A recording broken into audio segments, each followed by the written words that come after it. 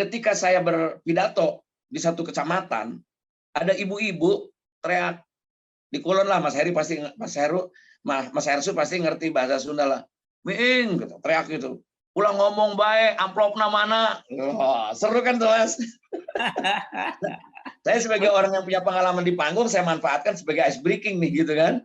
Sebagai intermezzo nih. Saha eta ibu, mangga. Ibu, saya undang ke panggung. Nah, ibu nyun kanaon, amplopna mana seperti caleg yang kemarin. Disebutkan, caleg yang kemarin ngasih amplop. Saya kasih amplop dong, itu betul amplop dikasih. Dibuka di panggung sama dia. Kok amplop doang? Loh, ibu tadi minta apa? Kalau minta amplop, kalau kurang masih ada di mobil. Saya bilang gitu. Enggak, kok nggak ada duitnya. Kemarin kan dari caleg yang pidato di sini dapat 50.000 gitu. Nah, kalau ibu minta uang untuk memilih saya, ibu turun, sampaikan sama suami ibu jangan milih saya sekecamatan ini jangan milih saya, bahkan saya nggak kepilih jadi anggota DPR pun, saya ke Jakarta lagi, saya ngelawak lagi. Apa yang terjadi di situ, Mas? Dengan saya keras. Dan itu ketika saya bilang, ibu tidak usah milih saya, suami ibu tidak milih saya, tetangga ibu sampaikan jangan milih Miing karena nggak ngasih uang, dan itu hening, nggak ada yang bicara satupun. Puluhan orang, bahkan ratusan orang, diam hening. Lalu apa yang terjadi di situ, Mas? Saya menang di wilayah itu.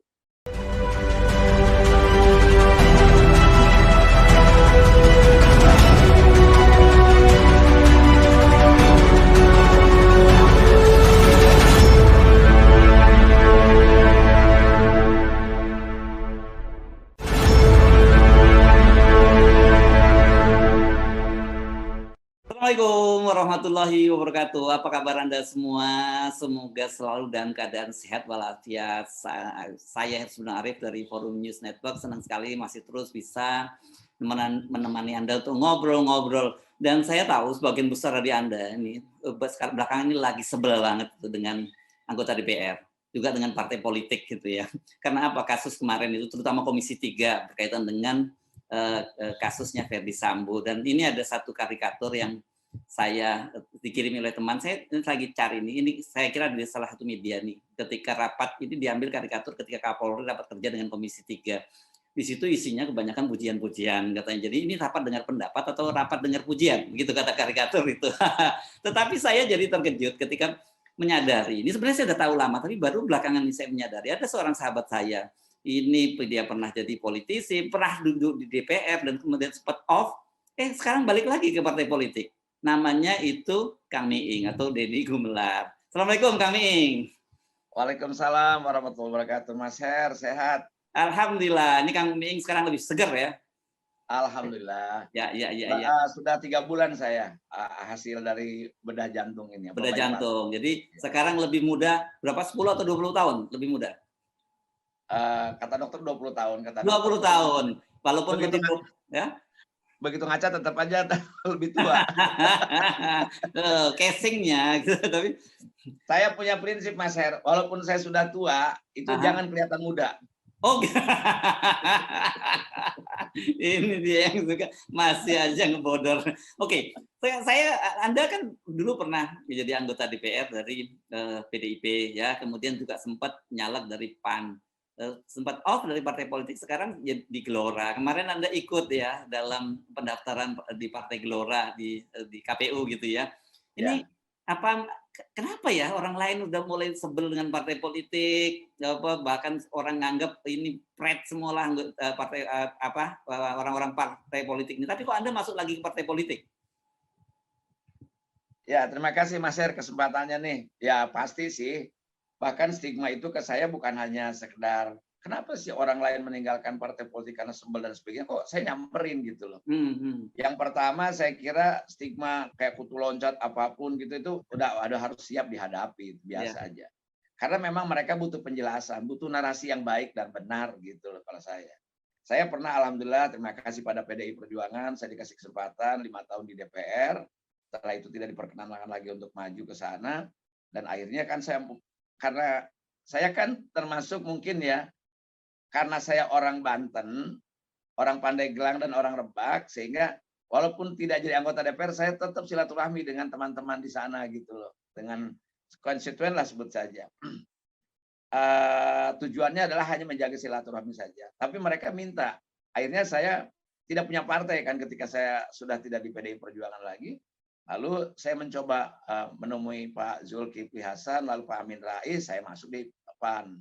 Tapi ternyata juga nggak lama di sana. Bukan hanya soal gagal, tapi ada hal-hal lain yang memungkinkan saya harus beristihad terus gitu loh.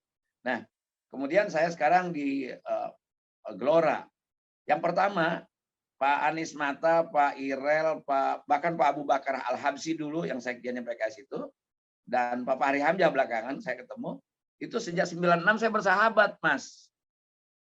Jadi jalan kemana-mana rasanya dulu menjelang suksesinya Orde Baru dulu, itu kayak nggak ada hotel yang isinya kita gitu. Di lobi itu, di sofa itu ngobrol tentang pengajian, tentang apa saja, dan memang diskusi. Itulah politik menurut saya. Dan Pak Anies Mata juga menyatakan bahwa politik adalah industri pemikiran. Gitu loh, industri pemikiran. Dan saya orang yang hari-harinya 40 tahun bekerja di dunia kreatif, maka pikiran ini tidak bisa berhenti gitu loh. Tambah lagi orang dalam tanda kutip ya, ada yang benci pada partai politik, ada yang ngeselin dan sebagainya. Saya kira iya, akan tetapi kalau semua orang seperti itu, kan katanya kalau kebenaran yang tidak terorganisir itu akan dikalahkan oleh ketidakbenaran yang terorganisir. Saya pikir saya hanya ingin mengekspresikan bahwa kedaulatan di tangan rakyat. Kalau anak Betawi bilang, tapi kalau lu sendirian nggak jadi apa-apa juga kedaulatan itu. Maka kita butuh berserikat dalam organisasi. Nah kebetulan dalam undang-undang kita diatur harus masuk dalam organisasi politik kalau kita masuk dalam sistem. Iya kan? Nah di situ sudah clear gitu. Akan tetapi kenapa memilih partai? Ibaratnya juga memilih pasangan gitu dalam hidup. Atau ibaratnya kita memilih hunian dalam keluarga itu. Berusaha untuk beristihad untuk mencari gitu. Nah, kalau Pak Anies Mata bilang bahwa politik adalah industri pemikiran, maka pemikiran yang paling esensi adalah kemerdekaan menurut saya. Nah, kita mencari ruang itu gitu loh. Gitu. Kenapa saya memilih Gelora? Pertama tadi sahabat, sehingga sudah tahu dari hati ke hatinya ini. Bahkan Anies Mata pun sempat kesel ketika saya diambil oleh almarhum Pak Taufik Kimas ke PDI Perjuangan. Oh, Gitu. sebelum itu udah kenal duluan ya sebelum di Loh, PDIP kan ya? 96. Oh, iya, 96 iya, dengan iya. Anies Oke. Mata sampai Mm. Pak Taufik ngambil saya lepas dari Agung Podomoro Group, saya sebagai eksekutif di sana kan, pernah jadi PR manager. Itu tahun 2008. Saya bekerja 3 tahun, 2005 sampai 2008 di Agung Podomoro. 2008 selesai kontrak, saya diambil Pak Taufik tuh. Lalu dilantik dengan Rano Karno, dengan Rieke Diah Pitaloka, ada Edo Kodologit, ada Suni Tulung, saya dilantik jadi anggota PDI oleh Bu Mega pada saat itu. Nah, kita bertarung dan menang saya. Artinya 5 tahun saya duduk di parlemen, di DPR gitu loh. Saya terima kasih banyak tuh. Nah, punya pengalaman banyak lah, sekolah di situ istilahnya. Nah, dari situ saya kan terus berjalan. Artinya bahwa tidak di partai politik lagi sejak tahun 2017 gitu. Nah, akan tetapi kan saya tidak boleh berhenti berpolitik. Karena menurut saya berpolitik menjadi kewajiban orang ketika dia masih hidup harus tetap bermanfaat gitu loh.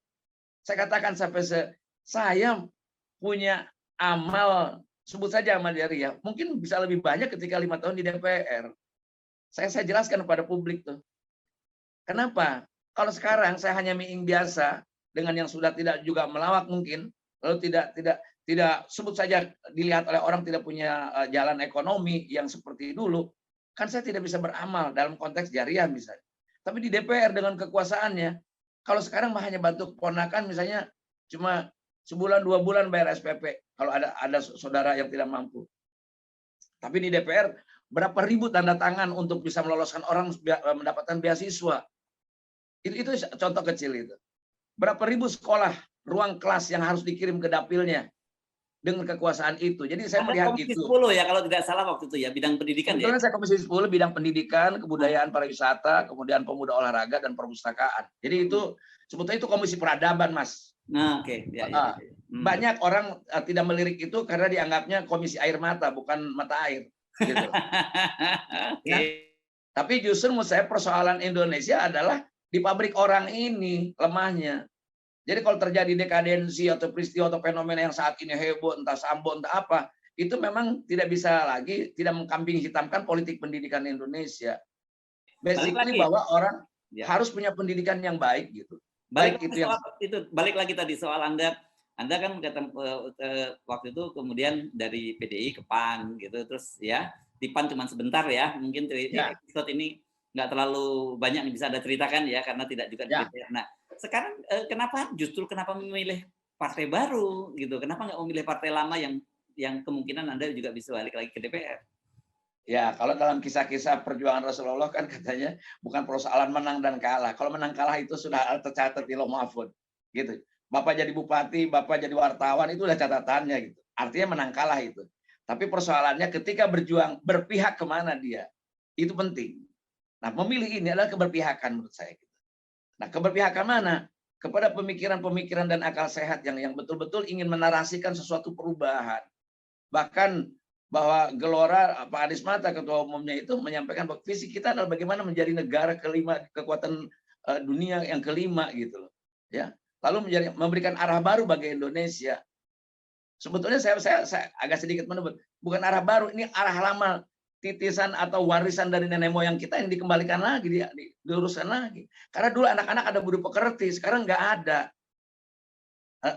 Jangan bercerita tentang saya Pancasila, perjalanan hidupnya bangsa hari-hari nggak Pancasilais kok. Kalau saya gitu lihatnya. Nah, ini arah baru gitu. Setiap bupati, wali kota, gubernur, kalau mau pilkada pasti bikin visi misi. Padahal visi mereka, visinya Pancasila dan Undang Dasar 45 sudah cukup menurut saya. Laksanakan saja itu. Itu jadi visi yang hebat menurut saya. Gitu. Oke, nah jadi sekarang kita bicara soal Anda sempat di komisi 10 tadi ya. Loh, Dan ya. sekarang yang paling banyak jadi sorotan adalah komisi 3. Ya. Pernah bersentuhan nggak dengan di komisi 3 ini Anda? Ya itu menariknya gitu Mas Her. Aha. Saya salah satu anggota komisi 10 dari fraksi saya yang mungkin termasuk sering dimutasi ke komisi 3 walaupun cuma sebentar, mungkin 2 bulan, 3 bulan dikembalikan lagi ke batalion. Komisi 3 ya? Beberapa kali, saya lupa 4 atau 5 kali gitu saya pernah bolak-balik ke sana dalam rangka fit and proper test. Mungkin tujuan partai adalah melengkapi voting ya, melengkapi suara untuk bisa memilih seseorang gitu. Tapi ternyata saya juga ada beberapa kali kenakalan saya yang memang saya tidak tahu bahwa taruhlah itu pilihan fraksi mungkin si calon hakim agung atau siapapun gitu. Nah, tapi saya memberikan pertanyaan-pertanyaan agak menyudutkan, itu juga masalah bagi internal kan. Nah ini saya kadang-kadang nggak bisa menahan diri karena saya pikir saya sih GR aja gitu. Oh saya kepake nih diminta untuk itu. Saya jalankan dengan tugas dengan baik. Fit and proper test hakim agung atau ketua KPK dulu itu kita kan dikirim berkas setebel-tebel ini Mas. Hasil apa? Wawancara KY kan. Nah dari komisi yudisial ini itu mereka kan ada transkripnya. Dan kadang mungkin dari KY itu tesnya bisa 6 bulan kemudian baru masuk ke DPR kan. Dan si orangnya tersebut, si calon hakim agung atau calon pejabat itu lupa apa yang diomongkan. Nah, saya baca kebetulan, agak rajin saya baca. Jadi banyak yang tidak sesuai jawaban dia dengan ini. Saya punya bukti, ini apa ini? Gitu. Saya tidak punya bisnis, ternyata dia ngaku dia kaya ada bisnis ini. Saya tidak bermain golf, padahal dia baru kemarin main golf. Adalah kayak gitu-gitulah. Ya. Jadi kalau saya itu membuat tidak nyaman ya ketika misalnya tidak nyaman. preferensi ya. Nah celakanya saya nggak tahu bahwa itu adalah misalnya pihak yang kita pilih gitu loh. Di antaranya itu. Ya bodohnya saya gitu. Nggak nanya-nanya, main lempeng aja gitu. Itu. Barangkali. Apakah hal ini Anda yakin bahwa itu tidak akan terjadi lagi dengan sistem politik kita sekarang, bahwa nanti ketika Anda terpilih dari Partai Gelora, Anda sebenarnya juga harus dikontrol oleh ketua umumnya? Minimal kan kita nggak punya Dewan Suro. Oh gitu ya. Maksudnya apa ini maksudnya? Ya pastikan feodalisme paling nggak satu tahapan udah hilang dong. Oh oke. Ya. Satu level udah hilang dong. Nah, dan saya dengan sahabat-sahabat ini, saya itu berpolitik sangat nothing tulus, Mas Her. Oke. Nothing tulusnya apa? Saya bergabung dengan partai itu karena apa? Keberpihakan kepada akal sehat dan pemikiran arah baru ini menjadi penting buat saya. Itu satu. Kedua, kemerdekaan berpikir saya terakomodir oleh teman-teman. Agak bebas. Saya ini bukan sok-sokan seniman, bukan. Saya sudah biasa punya kemerdekaan berkesenian. Jadi pemikiran kita, ekspresi kita, kreativitas kita itu sangat merdeka gitu.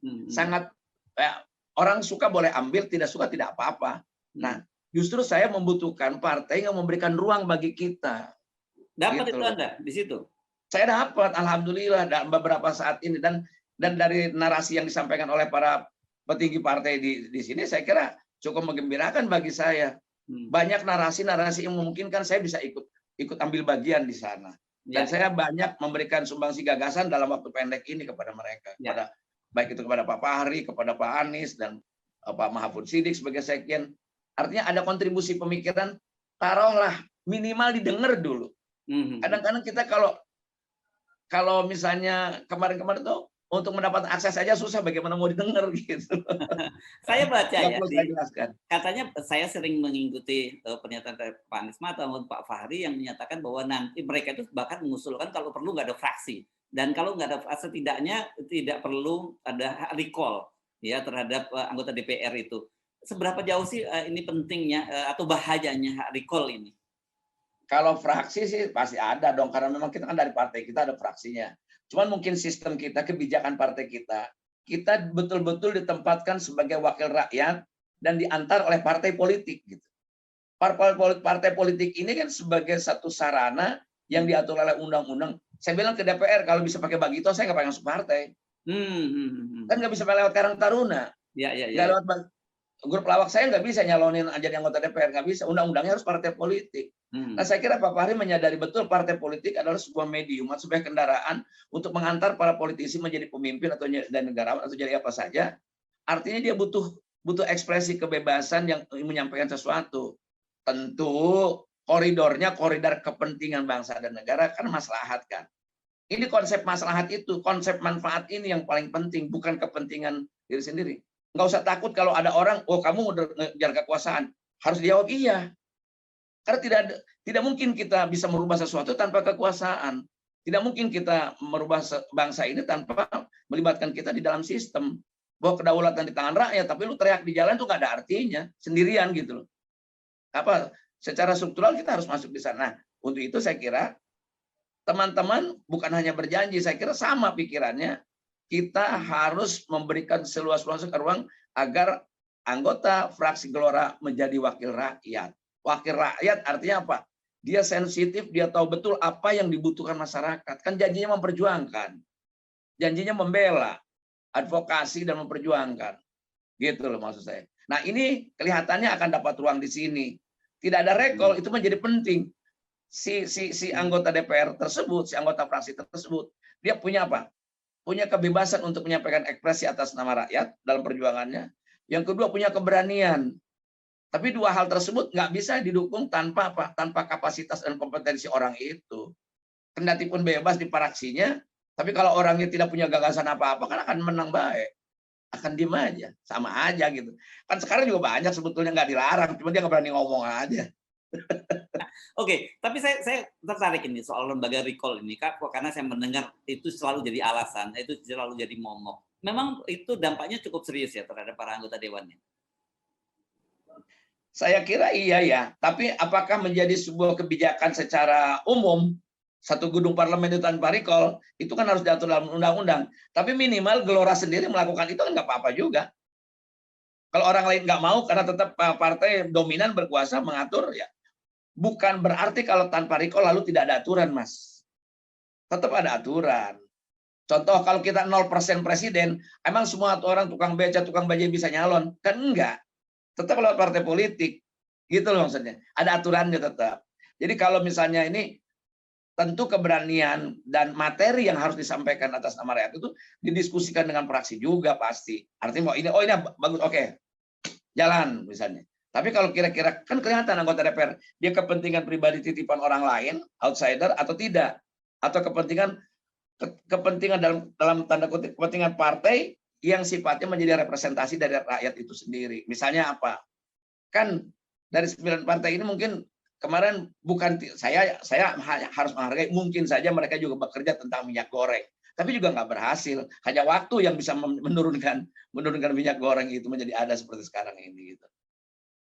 Nah, gini, kan Anda pernah punya pengalaman di DPR dan juga Anda merasakan banyak hal yang mungkin waktu itu dengan aturan-aturan, dengan tata tertib maupun internal partai yang memungkinkan Anda tidak bisa berbuat apa-apa gitu. Nah, sekarang kalau Anda nanti kembali lagi ke DPR, itu apa yang Anda ingin lakukan dan untuk memperbaiki atau catatan-catatan Anda tentang waktu Anda masih di DPR dulu? Yang pertama, menurut saya gini, selalu kalau bangsa ini mau beres, karena kita punya sistem juga trias politika gitu, ada legislatif, ada eksekutif, ada yudikatif gitu ya. Minimal saya bicaranya Mas, minimal aja. Legislatifnya beres saja dulu. Itu ke sana akan berdampak. Sebab dia juga salah satu pemegang kebijakan pembuat undang-undang kan bersama Gimana presiden. caranya tuh ya? Gimana caranya kalau sistem, saya jujur aja lihat situasi sekarang, cuma 2 partai, dari itu 9 partai, 7 partai itu di pemerintahan. Dan beberapa orang, dan 6 diantara dari 7 itu 4 diantaranya itu menterinya Pak Jokowi gitu. Gimana mau anggota DPR bisa independen? Saya pikir gini, yang pertama, tadi saya belum selesai, lanjutkan. Kalau mau beres, parlemennya beresin. Kalau parlemen mau beresin anggota DPR-nya. Kalau anggota DPR mau beresin, tertibkan juga partainya dalam pengertian bahwa kita niat betul ingin membangun bangsa ini melalui sesuatu yang tidak hanya kepentingan internal gitu. Ada kepentingan publik yang harus kita jaga gitu. Nah, ini menurut saya supaya misalnya contoh gini. Ketika anggota fraksi tidak punya kebebasan untuk mengkritisi pemerintah saat ini, sementara partainya sendiri berkoalisi dengan pemerintah, lalu ada menterinya di sana, baik itu ketua partai ataupun bukan, saya pikir akan sama saja. Nah, sebaiknya kalau memang itu kader partai sudah jadi menteri kabinet, diambil oleh presiden, biar hibahkan menjadi milik negara gitu loh. Jadi kita tetap wakil rakyatnya bisa mengkoreksi menterinya itu sendiri gitu loh. Tapi kan ini nggak ada yang berani kayak begini. Bahkan begitu mau ngomong, itu menteri kita ada di sana. Gitu. Nah, kalau selama ini terus tidak memberikan kemerdekaan anggota partai, anggota fraksi, saya kira akan sulit gitu loh. Nah, ini harus dibangun sebuah kesadaran gitu. Harus dibangun sebuah narasi bahwa anggota DPR adalah wakil rakyat yang punya kewajiban membela dan memperjuangkan hak-hak rakyat. Gitu loh ya. Kalau memang ini kita bekerja, yang ditentang bahkan oleh MK pun kemarin dianulir, omnibus law harusnya tidak hadir, tidak lahir gitu loh. Tapi kan sulit kita ngomongnya sekarang. Kalau kita bilang nggak bekerja, nanti mereka marah dan salah, mereka sudah bekerja. Tapi apakah juga goalnya seperti apa? Nah, kita buktikan, kita rasakan semacam ini. Jadi dari 3 fungsi itu, fungsi kontrol ini menjadi penting. Nah, fungsi kontrol ini menjadi masalah karena apa? Karena ada anggota kita atau pejabat kita yang ada di kabinet gitu loh. Oke, nggak enak sebagai orang Indonesia, lu sudah diangkat. Kok didiamkan? Misalnya gitu contoh. Para menteri adalah pembantu presiden. Pemerintahan masih 2 tahun. Tapi para menterinya keluyuran untuk nyapres, itu kan juga etikanya di mana gitu.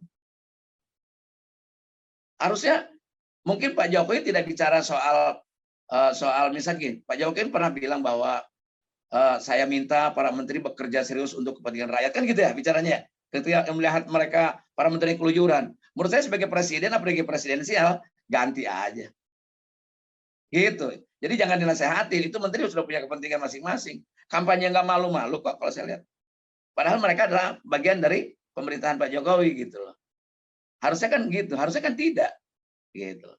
Nah, ini saya kira bagian-bagian yang penting di dalam apa namanya, kalau istilah boleh pinjam istilahnya Rocky Gerung tuh ada, kita sudah kehilangan moral clarity ya. Ya, moral. Nah, jadi ini rasa itu kehilangan. Dan ketika moral clarity itu hilang, rasa takut hilang, rasa malu hilang. Kita pada Tuhan aja kita gak takut katanya kan gitu. Iya, gitu loh Mas Her. Ya, tapi begini ya, balik lagi tadi.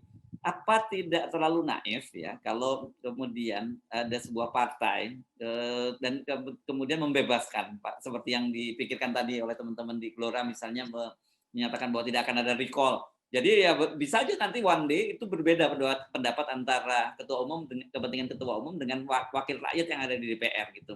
Apakah soal ini nggak apa ya saya sebut sebagai sebuah kenaifan politik itu yang akan dilakukan oleh teman-teman ini? Saya kira bisa juga enggak. Kenapa? Okay. Dari awal kita memiliki narasi yang sama. Kalau dari awal punya narasi yang sama, nggak mungkin. Gitu, nggak mungkin. Apa? Tujuan berpartainya itu menurut saya, tujuan berpolitiknya, saya jujur aja Mas Hersu tadi ngomong saya bagaimana kalau nanti di DPR, emang saya bakal nyalon? bakal nyalek. Belum tentu. Itu saya. Iya. Iya. Belum tentu saya nyalon. Apa? Karena apa? Begitu banyak variabel untuk jadi calon anggota DPR, butuh uang. Nah, kalau saya nggak punya uang, kan saya nggak jalan. Bukan uang untuk nyuap loh, bukan untuk money politik, untuk kos politik. Saya harus masang baliho, baliho kan mesti dicetak, cetak mesti dibayar, uang juga. Saya harus ada ongkos, harus ke sana kemarin, itu juga uang juga, itu modal politik. Nah, maksud saya nyalek atau tidak nyalek, jadi anggota DPR atau tidak, saya ingin berada di partai ini agar bisa membantu tentang bagaimana memperbaiki bangsa ini melalui sistem.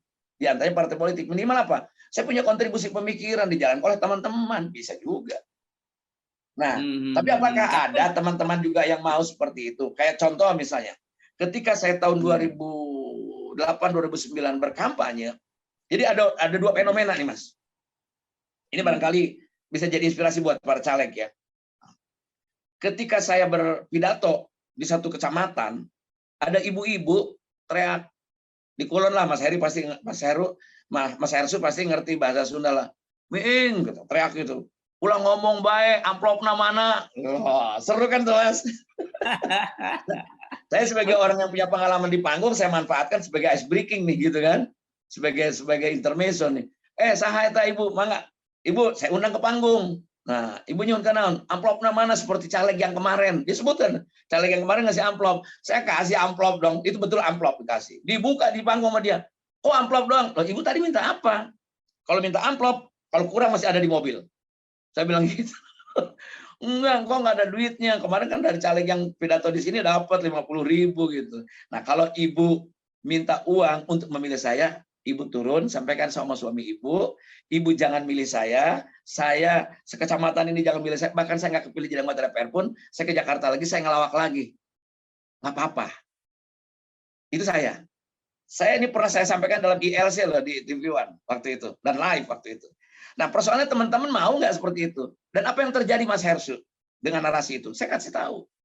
Bahkan mohon maaf nih, akhirnya pada ngomongin sampai ke soal keyakinan, keagamaan segala macam, bahwa hukum menyuap dan disuap sama-sama adalah dilaknat oleh Allah dan neraka. Kan gitu hukumnya. Dalam hadis kursi saya baca gitu ya. Nah, ini menjadi penting gitu, meluruskan orang. Apa yang terjadi di situ, Mas, dengan saya keras. Dan itu ketika saya bilang, ibu tidak usah milih saya, suami ibu tidak usah milih saya, tetangga ibu sampaikan jangan milih Miing karena nggak ngasih uang, dan itu hening, nggak ada yang bicara satupun. Puluhan orang, bahkan ratusan orang, diam hening. Lalu apa yang terjadi di situ, Mas? Saya menang di wilayah itu. Yes. Saya tadi salah duga. Saya pikir Anda nggak dapat suara. Saya menang. Saya kaget. Artinya apa? Tidak semua rakyat buruk persepsinya terhadap politik. Ya, ini membuktikan bahwa dari narasi yang saya sampaikan secara perlahan dan keras itu merubah persepsi orang tentang seseorang. Oke. Saya tadi salah duga. Saya udah menduga pasti Anda nggak dapat suara sama sekali di situ. Saya nggak dengar suara apa-apa. Nggak ada terakhir. Dia diem. Sampai saya nggak, maksud saya nggak dapat ketika pemilu Anda nggak dapat suara. Dan saya kaget. Menang. Artinya apa? Narasi mampu merubah persepsi orang. Satu. Oke, satu ya. Nah, yang kedua kemarin justru 2019 ini terbalik. Ada satu kawasan, boleh saya sebut nama daerahnya, saya hafal betul. Desanya Kiara Jangkung, kecamatannya Cibitung, kabupatennya Pandeglang.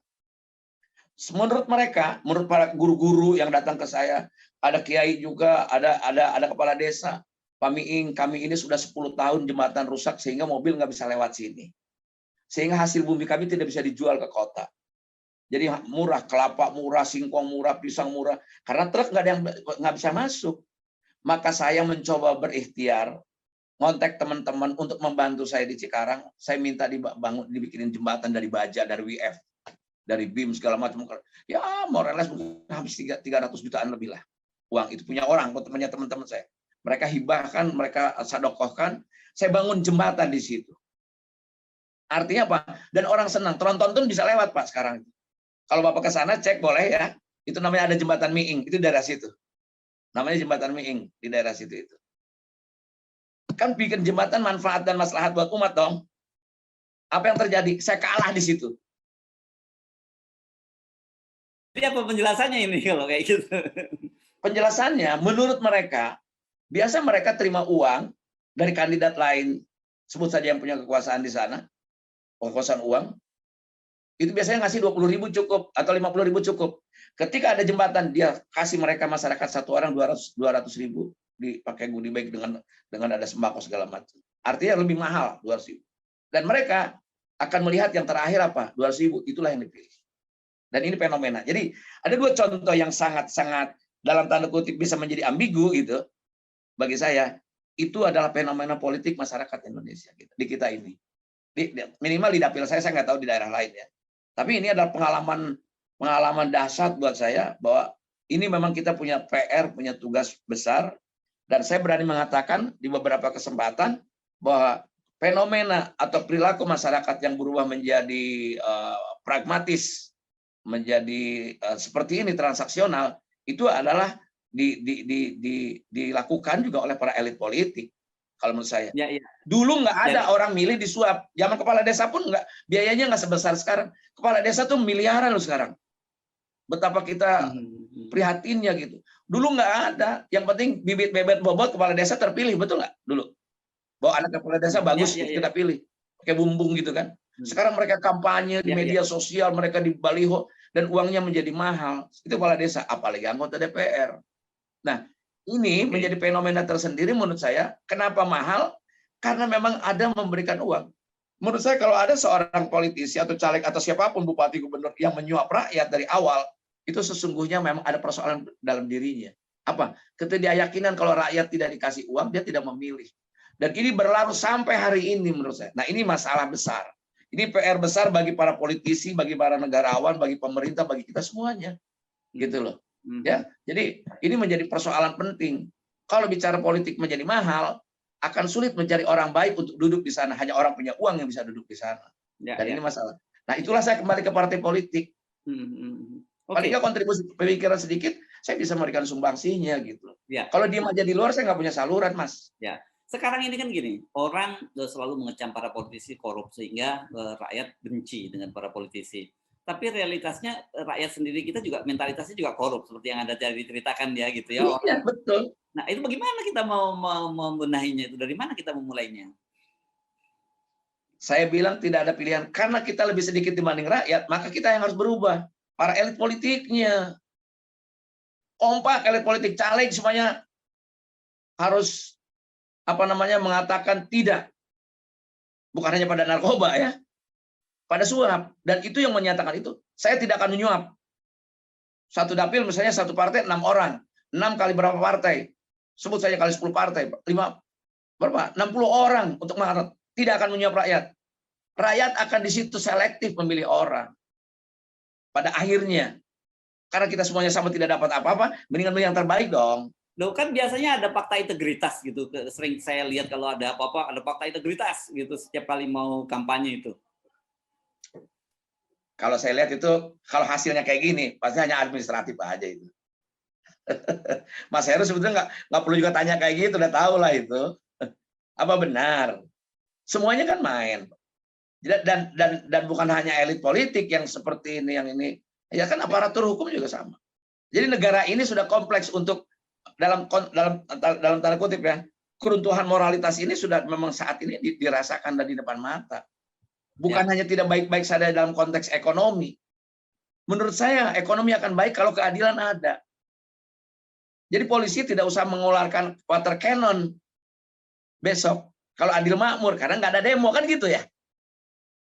Artinya apa? Anggaran kepolisian, anggaran tentara akan jadi lebih murah. Dalam APBN itu anggaran-anggaran akan lebih murah. Kenapa? Semuanya untuk rakyat. Sekolah menjadi gratis. Sekarang sekolah sulit gratis. Kenapa? Minimal 20% dari APBN kebocorannya terjadi. Gitu loh. Jadi presiden pun effortnya tidak terlalu keras. Karena apa? Karena tertib. Nah, maka itulah saya memilih waktu itu Komisi 10. Kenapa? Di situ pabrik orang. Disitulah yang saya bilang tadi. Di sini saya kepengen negara ini, pemerintah ini punya visi tentang human capital gitu. Modal manusia gitu. Dan modal manusia ini dalam sistem pendidik kita bukan sekedar kognitif. Ki Hajar Dewantara mengajarkan pada kita tujuan pendidikan, filosofi pendidikan, membangun kecerdasan dan membangun watak. Nah, yang ketinggalan yang kedua nih, Mas. Kalau kecerdasan mungkin bisa dibangun dalam kognitif, akademik. Banyak S3. Tapi juga tinggal di Sukamiskin juga. Ya kan?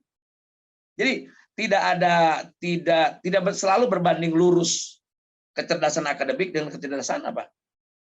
Moralitas tadi gitu loh, kalau saya lihat gitu. Oke, ini gini Kang Mini ya, saya juga termasuk orang yang berpikir bahwa dan juga sering menyerukan jangan benci dengan politik gitu, karena ketika orang-orang baik itu menghindari politik, maka politik itu isinya orang-orang jahat. Tetapi kan kita mesti realitasnya sekarang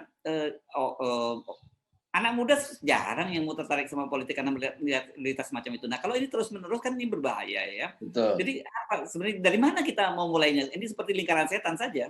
Ya, dulu ketika saya tahun 2009 dilantik jadi anggota DPR, itu tidak sedikit orang yang nyinyir pada saya, terutama kalangan akademisi, kalangan intelektual yang isi kepalanya doktor semua gitu. Si Miing ke DPR mau ngapain, bisa apa gitu.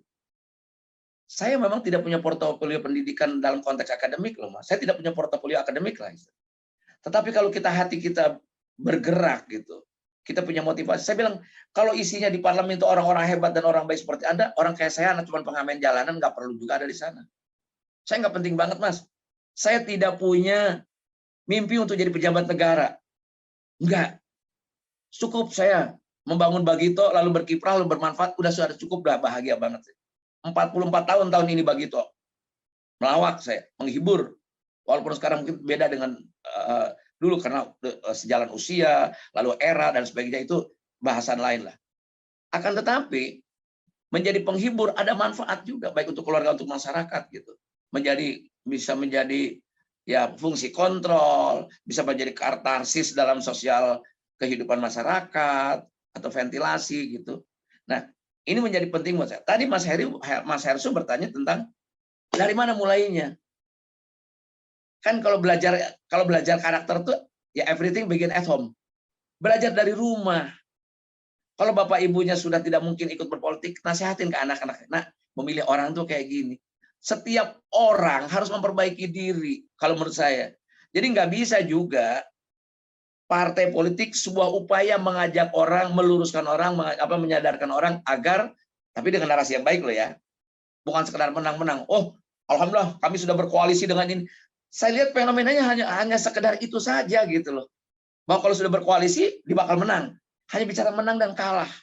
Tapi yang mereka bawa, yang mereka sebarkan pada publik narasi yang baik, narasi yang merubah rakyat, itu Mas Heru sebutkan. Partai mana selama ada pemilu yang bicara tentang menekankan tentang bagaimana proses pembangunan kebudayaan. Nggak ada, Mas. Kalau kita belajar kepada teorinya Kunchara Ningrat, dari 7 poin kebudayaan, bahkan kesenian yang diprosesikan kebudayaan, itu ada poin yang ke-7. Yang pertama apa? Paradigma, Mas. Cara pandang orang, cara berpikir orang. Nah, inilah saya kira Gelora, bagaimana memberikan arah baru. Makanya kami apa? Mencoba untuk menarasikan, menjual narasi kepada publik. Kalaupun pragmatismenya, Miing, rakyat nggak butuh narasi, butuh nasi. Yes. Tapi tidak ada nasi tanpa narasi. Hos-Cokro Aminoto dari ruang kecil di rumahnya menjadi pemikiran besar melahirkan para tokoh nasional. Budi Utomo dan sebagainya. Itu narasi. Nggak bisa. Sebab kalau W.S. Rendra bilang, pemikiran akan melahirkan narasi. Narasi akan melahirkan kerja. Pekerjaan adalah pelaksana dari kata-kata. Itu W.S. Rendra bilang begitu. Itu pemikiran kebudayaan. Nah, kalau kita ngomong kebudayaan atau budaya, pasti konotasinya selalu kesenian. Padahal pada dasarnya adalah sesederhana itu ya. Sesederhana itu. Nah, ini perlu dibangun. Kenapa saya kekeh kemarin ada di Komisi 10? Menurut saya ini pabrik orang komisi ini untuk mengontrol bagaimana orang. Jadi kalau sekarang lihat orang misalnya lampu merah tidak berhenti, ngelawan arah, jangan ditanya sekolahnya menurut saya sih. Gitu loh. Tunggu tabrakannya aja orang itu. Sebab apa? Itulah kita tidak bisa menghindar dari mengkambing hitamkan tentang sistem pendidikan kita.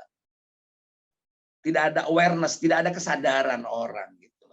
Tentang kalau lampu merah nyelonong, nyelakain gue dan nyelakain orang lain. Itu nggak ada. Yang ada lama banget sih, gue pengen cepet-cepet nih. Segitu loh. Jadi, Jadi hal-hal ini menjadi penting. Nah, itu fungsinya menurut saya bukan hanya kementerian. Kementerian kan akibat dari kebijakan yang dibuat oleh DPR juga. Nah, Ya, untuk itulah anggota DPR bukan hanya menjadi politisi, tapi menjadi public educator. yes, menarik ini. Jadi sayang kita pengennya berarti sebenarnya Anda mestinya balik lagi ke DPR gitu ya, supaya Anda punya pemikiran-pemikiran Anda bisa Anda wujudkan lihat kebijakan-kebijakan. Karena bagaimanapun kan DPR bersama pemerintah bisa membuat undang-undang ya, yang Ya. di situ kan bisa jadi apa yang Anda mimpikan tadi bisa diwujudkan dalam undang-undang, bukan kayak sekarang kerjaannya bikin undang-undang tengah malam, tapi itu undang-undang yang menyengsarakan rakyat. Ya, betul. Saya Ya. kok tidak yakin ya bahwa seluruh anggota DPR seperti itu. Kemungkinan karena dia terkungkung oleh kekuasaan partai. Dan itu pasti. Kekuasaan fraksi. Oke, Gitu. karena itu kemudian makanya Anda dan teman-teman di Gelora menjanjikan nanti kalau terpilih menjadi anggota dewan, mereka bukan wakil partai tapi wakil rakyat gitu ya. Ya. Jadi partai itu cuma apa dong, ya? Event organizer gitu dong jadinya. Medium, betul, medium. Kendaraan aja. Dan Oke. disadari oleh pihak pilotnya, oleh ketua umumnya. Apa Nah, untungnya ketua umumnya jadi kalau kayak gitu? nah sekarang kalau Anda misalnya, oh jadi menteri lalu sujud syukur semuanya. Emang kalau jadi menteri apa? Emang dapat uang? Berarti udah merencanakan ilegal. Kalau lihat gajinya kan kecil. Tapi Ya. kekuasaannya, Mas. Kekuasaannya. Dari sini udah kelihatan kan. Bukan berarti soal untung rugi nih, Mas. Tapi soal maslahat. Beda, Mas. Ya. Jadi profit dengan benefit menjadi beda. Ya. Gitu loh kalau saya. Sebenarnya Nah, orang sering mendengar sama ya, benefit, profit gitu, itu kayaknya mirip, padahal berbeda banget ya gitu ya. beda. Oke. Beda. Kalau saya lihat benefit dengan profit menjadi beda.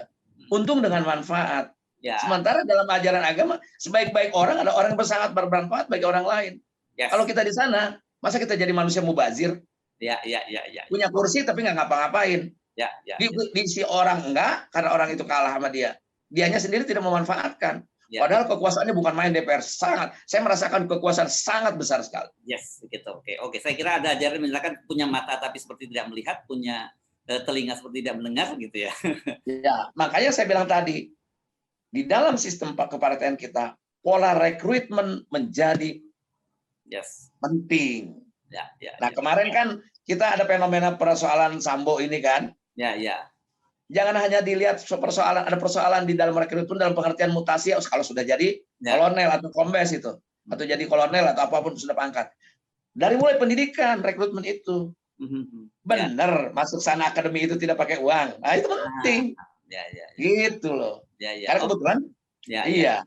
Oke, baik.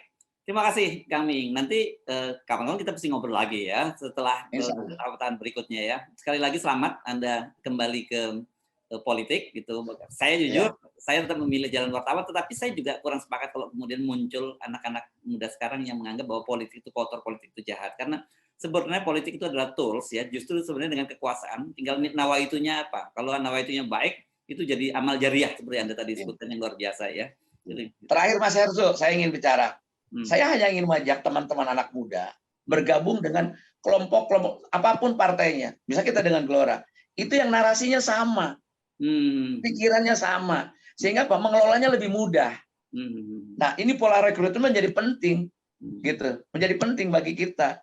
Nah, kalau ketua umumnya dan jajaran petinggi partainya narasinya sama dengan para anggotanya dan ini keinginan sama, itu rasanya tanpa recall pun akan tetap menjadi baik. Bukan berarti menjadi kurang ajar, dia punya agenda. Kan gampang kok politisi kalau punya agenda kepentingan masing-masing. Saya satu fraksi pun bisa ribut kok. Oh itu barang lo ya, itu mainan lo. Merasa terganggu kan, kelihatan. Dalam sidang terbuka itu kelihatan. Dan saya hafal punya pengalaman itu. Jadi untuk itu saya kira menjadi penting. Pertama, ketua umumnya harus menjadi teladan, menjadi contoh bagi kita. Ya. Itu penting menurut saya. Itu penting artinya bahwa apa yang diucapkan dia, yang dilakukan oleh dia gitu loh. Ya. Bahwa memberikan kemerdekaan, berikan kemerdekaan untuk berpikir gitu. Ya. Minimal Mas, minimal bagi kita politisi didengar saja dulu oleh pengurus. Diakomodir. Ya. Terima kasih Kang Ming. Kapan-kapan kita nyambung lagi. Assalamualaikum warahmatullahi wabarakatuh. Waalaikumsalam warahmatullahi wabarakatuh.